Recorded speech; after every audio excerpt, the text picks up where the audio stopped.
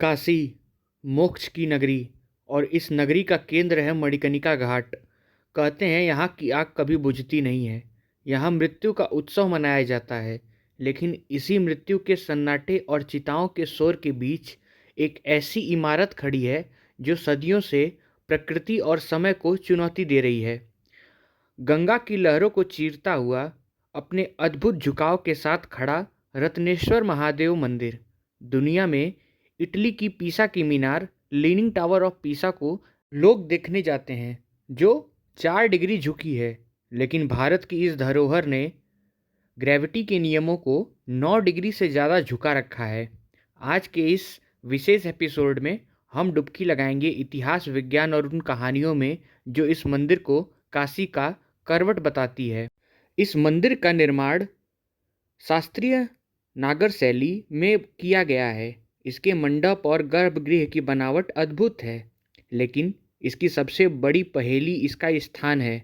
बनारस के बाकी सभी मंदिर घाटों के ऊपरी हिस्से पर बने हैं ताकि बाढ़ का पानी उन तक न पहुँचे, लेकिन रत्नेश्वर महादेव यह बिल्कुल नीचे पानी की सतह पर बना हुआ है।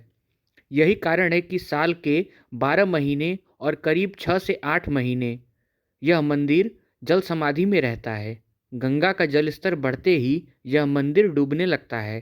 कई बार तो पानी इसके टॉप फ्लोर तक यानी इसके शिखर तक भी पहुंच गया है। सोचिए, जो इमारत हर साल महीनों तक पानी के भारी दबाव में रहती हो, वह आज भी सुरक्षित कैसे है?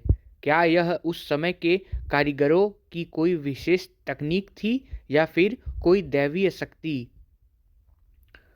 बनारस की गलियों में हर पत्थर की एक कहानी है। इस मंदिर की कहानी एक माँ और बेटे के रिश्ते से जुड़ी है।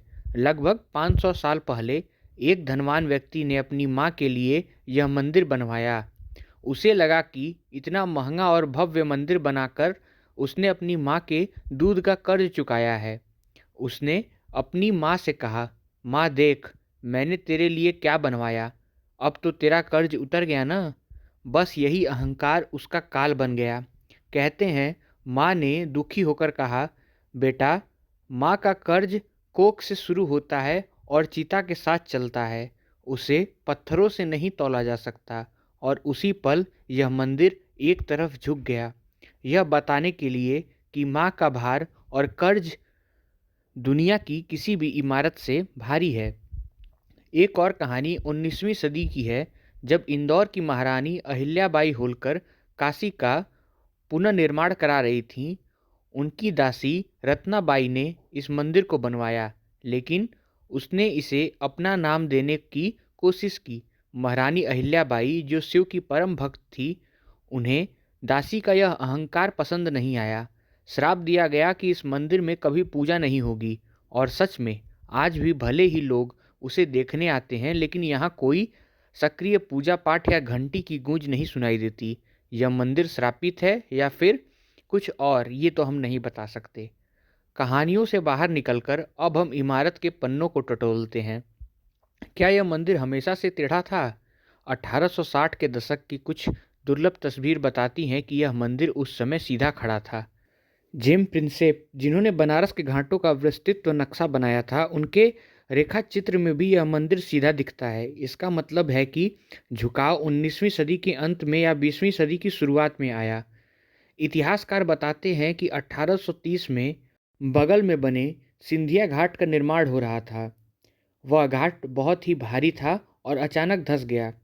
उस घटना से आसपास की जमीन हिल गई। माना जाता है कि उसी जियोग्राफिकल डिस्टरबेंस ने रत्नेश्वर महादेव की नींव को भी कमज़ोर कर दिया। भावनाएं अपनी जगह हैं, लेकिन विज्ञान के पास इसके झुकने का एक ठोस कारण है। यह मंदिर घाट के सबसे निचले हिस्से में बना है। यहाँ की मिट्टी बहुत ही ज़्यादा वजन नहीं सह पाती, और जब गंगा का पानी बढ़ता है तो वह मंदिर की दीवारों पर भारी दबाव डालता है। जब पानी उतरता है तो मिट्टी भी अपने साथ ले जाता है। इसी प्रक्रिया को मंदिर कई सालों से झेल रहा है, जिसकी वजह से वह 9 डिग्री झुक गया है। आज रत्नेश्वर महादेव मंदिर वीरान खड़ा है। इसके अंदर कोई देवता नहीं विराजते, कोई शंखनाद नहीं होता, लेकिन यह खालीपन ही इसकी सबसे बड़ी खूबसूरती है। यह मंदिर हमें याद दिलाता है कि इंसान का अहंकार कितना भी बड़ा क्यों ना हो, प्रकृति और माँ के सामने उसे झुकना ही पड़ता है। लोक कथाओं में जहाँ इसे दासी रत्नाबाई से जोड़ा जाता है, वहीं इतिहासकार के कुछ दस्तावेज एक अलग ही कहानी बयां करते हैं। रेवेन्यू रिकॉर्ड और कुछ इतिहासकारों का मानना है कि इस मंदिर का निर्माण 1857 के आसपास अमेठी के राजघराने ने करवाया था। कहा जाता है कि अमेठी की महारानी काशी प्रवास पर थीं और उन्होंने मणिकर्णिका घाट पर, जो कि मोक्ष का द्वार है, एक ऐसा मंदिर बनवाने की इच्छा जताई जो गंगा के सबसे करीब हो, ताकि गंगा की लहरें सीधे भगवान शिव के चरणों को पखार सके। कारीगरों ने माना था कि मिट्टी गीली है, लेकिन राजसी आदेश के आगे उनकी एक न चली। मंदिर बन तो गया और कुछ समय तक सीधा भी रहा, लेकिन 1857 की क्रांति के दौरान, उसके बाद जब रखरखाव कम हो गया, तो गंगा के तेज बहाव ने इसके नीचे की जमीन को काट दिया। यह कहानी हमें बताती है कि मंदिर श्राप से नहीं बल्कि एक राजसी जिद के कारण झुका है। इस मंदिर से जुड़ी एक और रहस्यमयी बात है जिस पर शायद ही किसी का ध्यान जाता है। काशी के मंदिर में हमेशा घंटियों की आवाज़, मंत्रों का उच्चारण और भारी भीड़ रहती है, लेकिन रत्नेश्वर महादेव में एक अजीब सा सन्नाटा है। स्थानीय अघोरी साधुओं का मानना है कि भगवान शिव शमशान के निवासी हैं, लेकिन वे अहंकार, ईगो के स्थान पर नहीं रहते। जब इस मंदिर को बनवाने वालों ने अपने नाम का अहंकार किया, तो शिव ने उस स्थान को त्याग दिया। कहा जाता है कि एक सिद्ध साधु ने भविष्यवाणी की थी कि यह मंदिर खड़ा तो रहेगा, पर इसमें प्राण नहीं होंगे। इसीलिए यहाँ गर्भगृह तो है, शिवलिंग भी है, लेकिन शिव की ऊर्जा नहीं है, जो काशी विश्वनाथ में महसूस होती है। यह मंदिर शून्य का प्रतीक है, जो भरा होकर भी खाली है। मणिकर्णिका पर रोज हजारों शव जलते हैं और उन आत्माओं की मुक्ति के साक्षी के रूप में यह मंदिर एक मौन तपस्वी की तरह टेढ़ा खड़ा दिखता रहता है। अगर आप कभी बनारस आएँ तो मणिकर्णिका की आग को देखने के बाद 2 पल इस मंदिर के पास जरूर बिताइएगा। शायद हवाओं में आपको उस बेटे का पछतावा या उस दासी की महत्वाकांक्षा सुनाई दे जाए। यह है काशी, जहाँ पत्थर भी बोलते हैं और मौन भी गूंजता है। धन्यवाद वीडियो यहाँ तक देखने के लिए। मिलते हैं ऐसे ही किसी और एक रहस्यमय वीडियो के साथ।